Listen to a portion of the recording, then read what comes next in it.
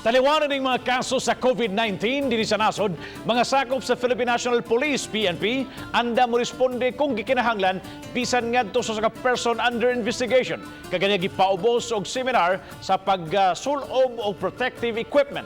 Si Nico Sirido sa report. Ang taga-PNP Health Service ang mipasabot sa taga-Mandaue City Police sa sakit nga mihamo karon sa kalibutan. Ang mga unit sa kapulisan sama sa MCPO miandam og quick response team nga moresponde kun gikinahanglan. Kun mo grabe pa ang sitwasyon, may laing 50 ka mga personnel nga reserve security standby force. Pasabot sa opisyales, may higayon nga gikinahanglang moabag ang PNP sa mga health officials sama kun dunay pick-upon nga PUI o bakaha positibo nga individual. O tanang alarma, respondihan nga po na po. Naglaan na gyud may para in kaso manawag ng DWH na mo, magpatabang sa mo, na gyud may kahatag dayon na personnel. Parte sa training ang pagtudlo sa mga pulis unsaon pagsul-ob sa personal protective equipment o PPE.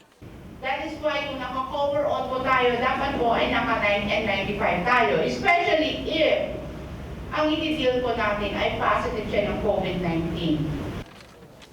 Adunay safety officer nga mangunay sa pagsul-ob sa PPE ngadto sa pulis nga maoy first responder.